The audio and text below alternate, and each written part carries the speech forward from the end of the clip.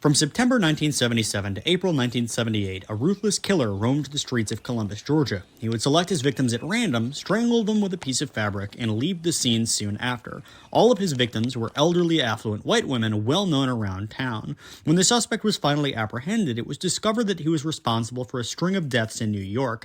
However, this case takes a number of twists and turns. For one, a second serial killer began to taunt the police during the investigation, claiming to be, quote, the chairman of the forces of evil. Also, the New York murders seemed to have a slightly different MO, and finally, at least one suspicious murder happened after the main suspect was apprehended. I'll go over the murders in New York later. Suffice it to say that Carlton Gary, who was convicted of the murders here in Columbus, was tied to 3 murders in that state as well. Something that you'll come to notice when you drive through the Deep South, places like Florida, Georgia, Alabama, is that the community could be pretty white, pretty well-to-do, pretty upper class, but once you cross these railroad tracks, you get into the black part of town. And that still applies today, although this was much more exaggerated back in the 1970s and 80s, and it was over the tracks that Gary lived, the stocking strangler, if we're to believe the story that he was responsible for the stranglings. I personally do, but I will just go from place to place in this video and show you where the events happened and where Gary lived. He was a drifter, and his first home was here over the tracks.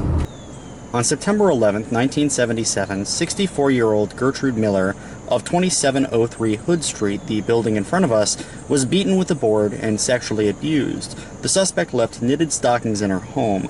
This was blocks away from his first house, and is a far ways from where his murderous escalation would take him. The deaths in Georgia began with Fern Jackson. Fern Jackson was murdered in her bedroom at 2505 16th Street at around midnight. A stocking was wrapped several times around her throat. And 1 month after his escape from jail, the stocking strangler raped and strangled to death 60-year-old Fern Jackson in her home here. And what you can notice about this is that it's in a more affluent area of Columbus.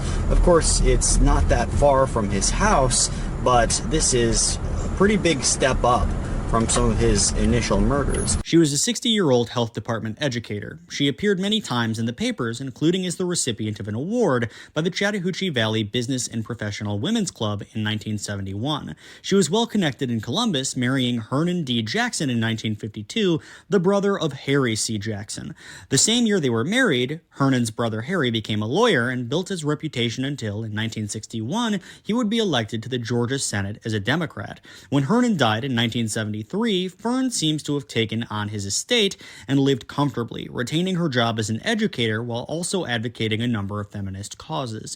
One of these was NOW, the National Organization of Women, which sought to open public discourse on rape culture and end sex discrimination. Once his brother Hernan had died, Senator Harry joined the gubernatorial race but lost the election, retiring for some years. His sister-in-law would be murdered a year before he became the mayor of Columbus, Georgia. And the murder occurred right here at 17th Street. Her car had been stolen, but was recovered shortly after by the police. This would become a pattern in the stranglings.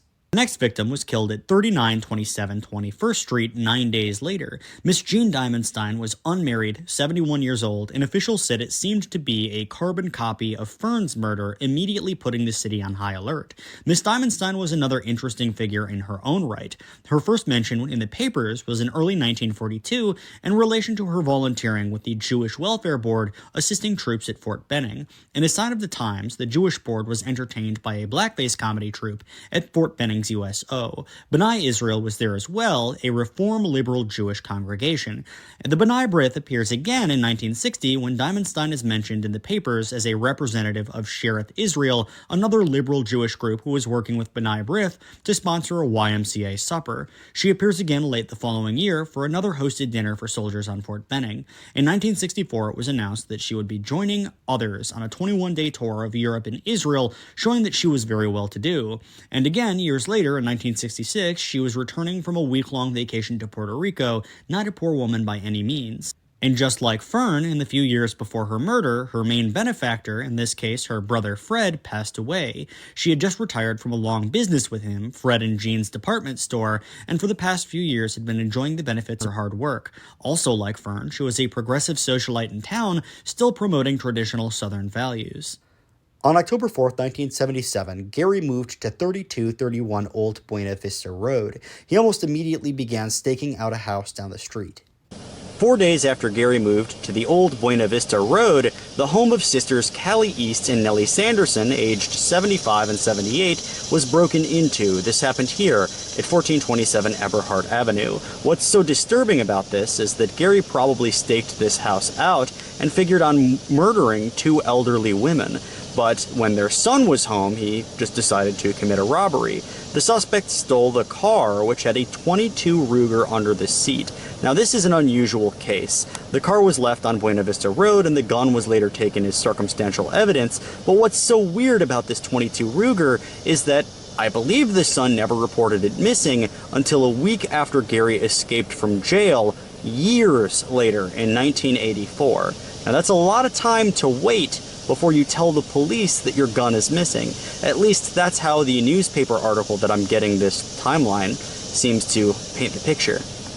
Florence Scheib of 1941 Diamond Street would be the killer's next victim. Her murder happened in broad daylight, and there didn't appear to be any struggle, suggesting the killer walked into her front door unlocked. She was 89 years old and lived alone. Her husband, Edward Scheib, had died in 1964, but not before they had two children, Frank, a lieutenant, and Paul, who was a captain. The family wasn't local, and Ed's obituary shows they moved in from Iowa in 1960 or 1961. Paul Scheib married Iva Colquitt, a local socialite whose family was woven into the social and cultural fabric of the state, making the beautiful girl Florence's daughter-in-law.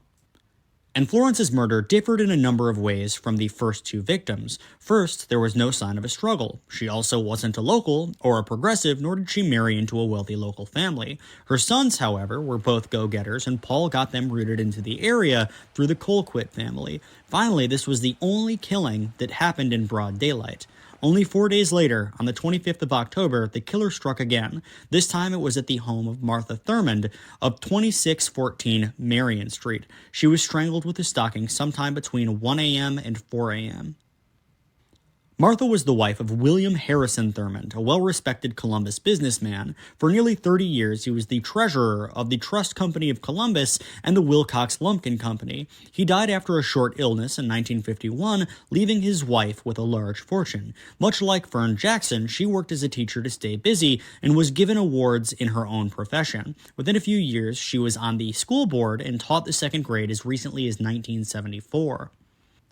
Police said it was another pattern case, although this time it seems the killer had sought her out. She had taken precautions, recognizing that well-to-do socialites were being killed. In a chilling interview with an unnamed friend, the woman claimed to live close to Martha. She said that they nailed their windows shut, placed deadbolts on each other's doors, and even inspected each other's homes. How Gary reached her is a mystery, and why he wouldn't move on to a more vulnerable target is still up for debate. If Gary were a smarter criminal, he would have been able to drift around the country like Henry Lee Lucas to avoid attention coming from authorities. But as things stood, on November 11th, he took a job on the outskirts of the city, closer to the railroad tracks where a lot of the black historic sites for this part of the town are found. And this job he had from November 11th to December 16th at the very famous Golden's Foundry and Machine Company. He lived in his second house during this period, but this time in his second house only lasted a little bit over a month, and I would assume that he left his job here just in time for Christmas, but he was moving around quite a bit, and the murders would usually happen just outside, a few blocks over from where he lived. And if you move down here, you can see some of the old churches, and this is the outskirts of Columbus, but it is my favorite part, probably the most scenic part of Columbus City. Ever the Drifter, on November 11th, Carlton Gary moved to 2829 9th Street, which actually may now be an empty lot. He was only here from November 11th to December 16th, working a very seasonal job at the Foundry building, and I'll show you that in a minute, but I believe it was one of these two homes right here. I think it might have been this one, 2829, and he was only here for a little over a month. 2 months later, on December 28th, the killer claimed the life of 74-year-old Kathleen Woodruff, who lived at 1811 Buena Vista Road. She, too, was the heiress to a vast fortune. Her father, Kelvin Kuntz, had settled in Columbus in 1902, where he established a business in the cotton gin industry. He would die in 1929 of a brain hemorrhage. However, he'd been in the cotton business for 35 years and had amassed a fortune by the time he died. His daughter, Kathleen Kuntz, was a socialite, performing at weddings and high society functions. Even before her father's death, she entertained the Fun and Frolic Club with a movie in 1916, the pinnacle of high society at the time. In 1921, she attended Sophie Newcomb in Louisiana and finished her studies in Paris, where she lived for 3 years. In 1927, she married George Woodruff Sr., the coach of the UGA football team. George's father was also a business owner, and for 35 years was the president of Empire Mills. His grandfather was G.W. Woodruff, who was very well known to Columbus as the man who basically rebuilt the town after the Civil War. This made Kathleen Columbus royalty. Naturally, by this point, the city's elderly women were on high alert, and the killer laid low for 2 months. Many suspected it was something coordinated, almost ritualistic, possibly a series of assassinations. That these were random acts of violence by a man who mostly was known for robbing steakhouses never crossed anyone's mind. On December 28th, the week after Gary committed a burglary, someone broke into the home of Kathleen Woodruff, which used to be here at 1811 Buena Vista Road. If this were Gary, he was getting very bold because he probably knew her. She lived on his old street. Previous murders usually occurred at least a few streets away from him. This home was later demolished for an expansion of the new Aflac building, but Gary's prints were found near the rear window, which is kind of a repeat pattern. And people who say that Gary was innocent, they usually say that his prints were there because he was committing these burglaries, and Gary, when he was captured down in Florida, took police on a tour around the homes that he broke into and claimed that he didn't strangle the women, that he had an accomplice who was with him who strangled the women. And immediately after making this claim, he attempted to commit suicide in his jail cell. But either way, this is where Kathleen Woodruff used to live before she was murdered by the Stocking Strangler, December 28th. Ruth Schwab, a 74-year-old widow living at 1800 Carter Avenue, was the next intended victim. The killer broke into her house on February 11th at about 5:40 a.m. and attacked her, but she hit a panic button and the murderer fled. He would kill another woman just 2 blocks away, but some aspects of Miss Schwab's life are very interesting. Like Diamondstein, she was Jewish and had ties to the YMCA through her social circle, and the earliest mention of her in Columbus papers is at a function in 1935. In 1939, she took part in a carnival to raise funds for a refugee program helping Jews who had recently fled Europe, and set up a charity after the war to provide funds for religious educations. Ruth was also a widow, having lost her husband Simon in 1954. When he died, his fortune of over $1 million cash, adjusted for inflation nowadays, went to Ruth, along with his estate, totaling much more. Ruth also inherited a large clothing company. Simon was well known for charitable work and was a member of many social clubs and B'nai B'rith, a temple that Diamondstein associated with. And Diamondstein might have actually upset somebody continuing to work as the company owner in spite of it being traditionally, quote, man's work. And her ties to B'nai B'rith marked her as a progressive independent woman at a time when these things weren't commonplace in the Deep South.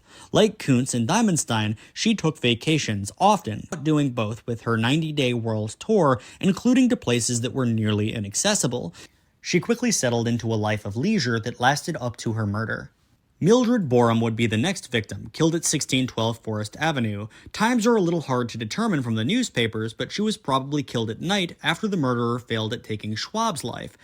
Back again in an affluent area of Columbus, Georgia, the following day, after a murder which occurred the night before, 78-year-old Mildred Borum was strangled with her night blinds, and again covered with fabric. It seems to be that hiding the body became an MO for the Stocking Strangler, and this happened here at 1612 Forest Avenue, and this was probably the largest escalation of the Stocking Strangler yet. He was committing several murders in a very short period of time. Another wealthy socialite, her husband Perry Lamar Borum, likewise died in 1945.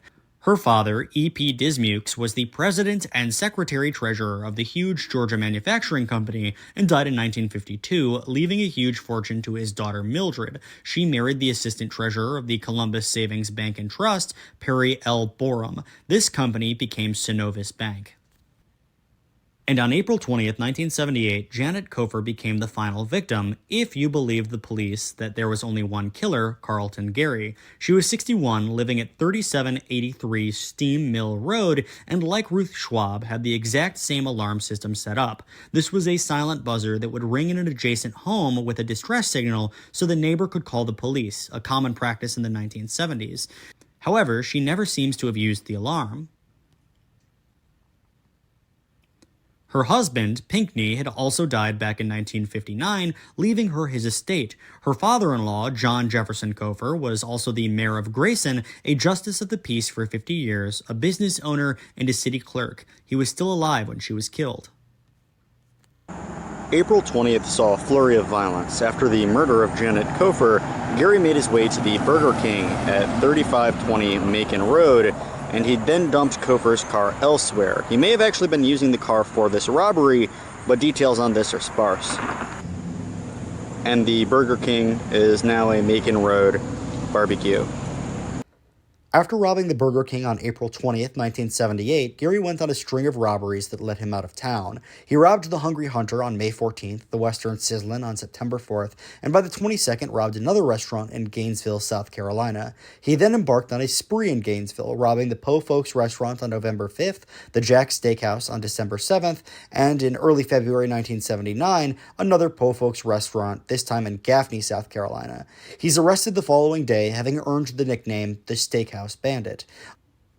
On the 22nd, he was convicted of armed robbery in Greenville County, and a month later, again convicted of armed robbery in Cherokee County, South Carolina. He was sentenced to a length of time in prison, but nearly 5 years later, on March 15, 1984, escaped from his holding in Columbia, South Carolina, and returned to Columbus, Georgia. Only 2 weeks later, he robbed a Po Folks restaurant in Phoenix City, Alabama, raping the woman who worked there. Now, those who believe Gary is not the Stocking Strangler point to the patterns he displayed up to this point. Women had been killed in New York from 1970 to the start of the killings in Columbus, Georgia. In the last few years, authorities have been able to tie him through cold case DNA to the murder of Marion Fisher, age 40, whose body was found dumped by the road near Syracuse, New York.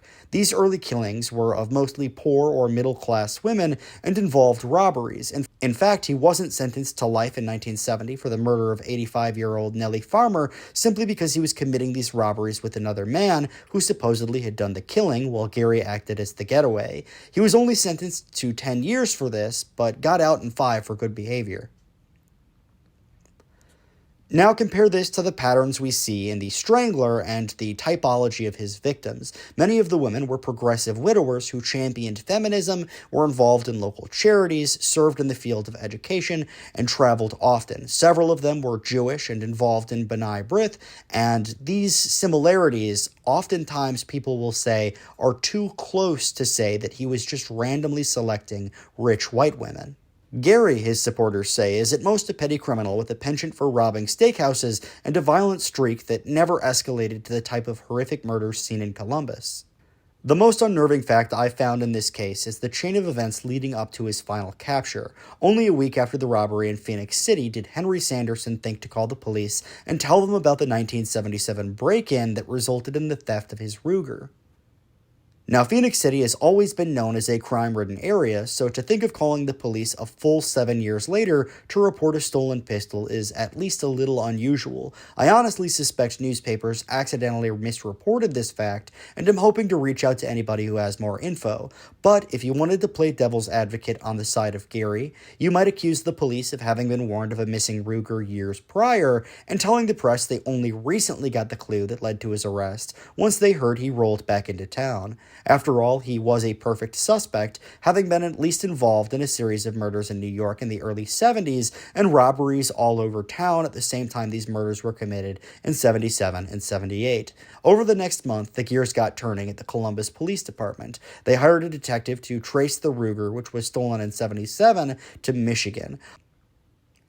On April 16th, Carlton Gary robbed a Wendy's in Gainesville, Florida, followed by a McDonald's in Montgomery, Alabama on the 22nd. He then robbed the Oaks Mall in Gainesville on the 28th. 2 days later, papers arrived to Columbus Police Department detailing the Ruger stolen in 1977. They'd already traced it to Gary, but he was out of town and the police had bigger fish to fry than a robbery 7 years ago. However, on a hunch, a detective took a look at his fingerprints and matched them to several crime scenes involved in the murders. A huge manhunt followed, and Gary was finally taken in on May 3, 1984. He was hiding in Albany, Georgia. The following morning at 3 a.m., police drove him around town. He pointed out homes of murder victims, claiming he had robbed them, but, like in New York, his accomplice did the murdering. Pressed for more info, he tried to hang himself on the 8th, and his trial progressed. Throughout 2010, authorities tested 4 items from 3 cases: Scheib, Diamondstein, and Woodruff.